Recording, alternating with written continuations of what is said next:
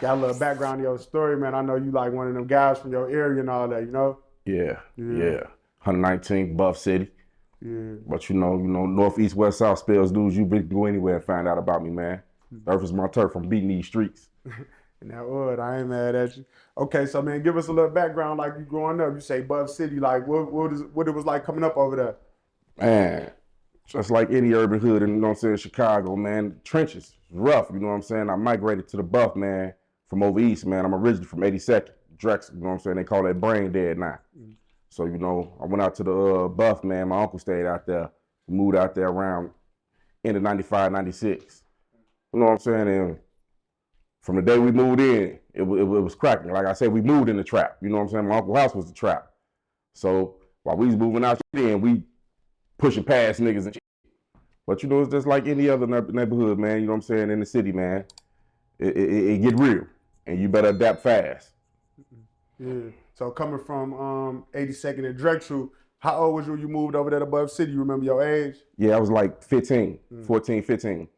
Okay. So you was already adapted in that area, then you just had to, yeah, okay. Yep. So what was the biggest difference you noticed, you know? Uh, it really wasn't no big difference. It just more, when I was in the deuce, man, we was real shorties. So, we was really just running around punching on motherfuckers and shit, stealing cars and shit. When I moved to the hundreds, it was a different ball game. It was dope dealing and goddamn it pistol playing, you know what I'm saying? So all that running around fighting and shit, that shit, I was still trying to do that, but up and blow at you. So it's like, okay, get with the program. Mm. So the Wild Hunters was the Wild Hunters. For real. Yeah. Damn. Okay. So give us like your family dynamic. Like how was it in the household? Was it mommy and daddy? Like how you had siblings? How that No, was? yeah, I got siblings, man. I got two other brothers and a little sister. You know what I'm saying? My little sister, that's my queen. But mom and dad, my dad from Michigan, you know what I'm saying? My mom here in Chicago, but I always had both parents, shit got tight on moms. I went to Michigan. So, I had some Michigan upbringing. But, them being well-to-do, they was trying to shelter nigga, you know what I'm saying? And then I'd be there, and I'm the underdog king, so it's like, nah, I'm not finna leave my brother and them sisters over here hurting. So I'll come back home, you know what I'm saying, and get back into motion. But yeah, a single mama man growing up, you know what I'm saying, in and out of jobs, we all know how that go. It get real, you know what I'm saying? It's days without eating, we go through things, but we hold it together. As far as my little brothers and them, they try to find their way, fix their bones, but they was going about it the wrong way, man, trying to follow in the nigga footsteps, and it take a lot to wear these shoes. Mm-hmm. You know what I'm saying? Tried to shelter my sister as much as I could, but you know how that go. You playing in the streets, nobody at home, things go the way they go. So you was the oldest, you say? You Yeah, got I'm the two oldest. younger siblings. Yeah. I'm the oldest of four. Okay. Oh, three younger siblings. Okay. So you say you moved when you was 15. Like how old was you when you jumped off the porch and just got in the street a little bit? Like Ooh, I was about 10. Mm. Yeah, I was about 10. Yeah. And like I said, it come from carrying groceries to their cars, the pumping gas, you know what I'm saying? Hustling, yeah, trying to make a way because it was tight. To, you elevate. You start stealing little packs, trying to serve that, you know what I'm saying, to really bring you in the fold and put you in the right, direction. No, 100. Okay. So you say about 10. Like what prompted that? Was it just like just trying to survive? Like what prompted you to jump out there? Was just trying to figure it out? For me, it wasn't like most kids. I think it came, for me, it was with a rebellious soul. You know what I'm saying? Then, like you say, transitions from household to household, and everybody promoting church and school. But then you get around your friends, and now you got certain playmates, and they really like living this life. Man, you mom them talking about, I'm out here in the field. You know what I'm saying? And then I think it wasn't until I caught my first stolen car case that I was really like, oh, this me now. You know what I mean? Once I got away with that, went through the shenanigans with mom and them, got my ass beat, all that shit. Now you can tell me now, I'm out here. For sure. Okay, you said brain dead, so that was a BD hood. That's what people know that. So you grew up affiliated in that type of yeah, for sure. Okay, so you said you got out here at 10. Like, what was some of the craziest you seen when you was a shorty that you could speak on that like kind of shocked your mind? It was like, okay, I'm really out here. You know what I'm saying? Just The crazy shit I seen was, seeing them get killed. at You know what I'm 10. saying? Yeah. But Dang. cause I used to run around with Lil Yummy. So you know what I'm saying? That's crazy. And see my little bro get killed at 11. At that time when I was 12, it's like, whoa, this shit out here real, you know what I'm saying?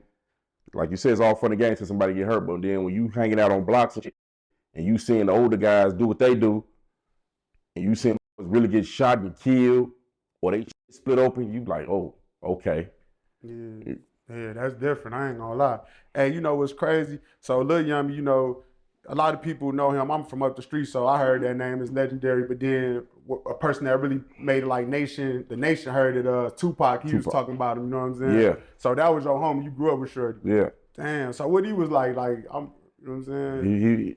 He was what they say. Mm-hmm. You know what I'm saying? One of them kids that's from poverty, family on drugs, the streets raising you, and turn your heart cold.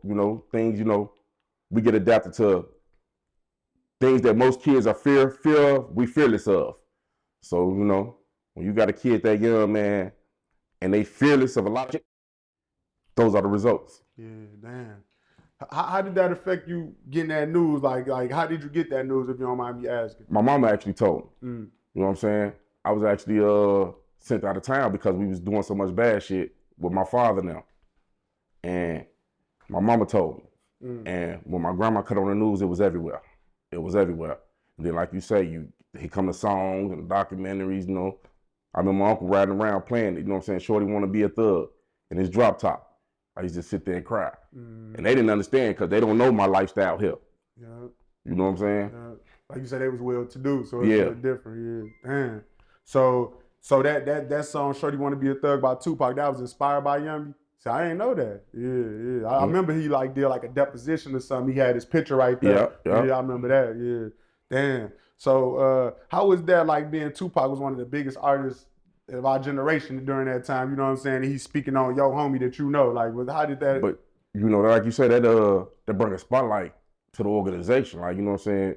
BD's was always a small, you know what I'm saying, tight-knit organization. And that's what put the spotlight on Black Disciples. Yeah. That. Yeah. I could see that. Yeah. So you felt like that was like on some dry snitch shit, or it was just like how you feel? Back then, we ain't think about it like that. You know what I'm saying? For me, it was just like 2pac rapping about bro. You know what I'm saying? In my head, like we famous. Yeah, y'all. And a lot of older niggas heads that was moving, grooving, or the powers to be to say so, they probably felt a different type of way. Because you know what I'm saying, the police brought a lot of heat on them about that. Damn. Yeah. I had shout out DJU. I seen DJU, the guys that got accused of that. They did an interview with him or whatever. You know them. Yeah. Yeah. Damn. Yeah, that's crazy. All right. So I don't really want to dwell on that, but I just you say you 11 and 12. How did you meet him, if you don't mind me asking? When I moved out there to the hundreds, you know what I'm saying? Like I say, I stayed on. My uncle always stayed, so mama was a Rolling Stone. You know what I'm saying? I stayed in shelters and everything. So boop boop, moving around, Shorty running through the hoods, and you know what I'm saying? Us trying to be bad, he already the bad one. You know what I'm saying? If he was like that, I'm older than him, but he was the big homie. Yeah, for sure. I get it. It be like that sometimes, when he was a little more advanced or something. Yeah.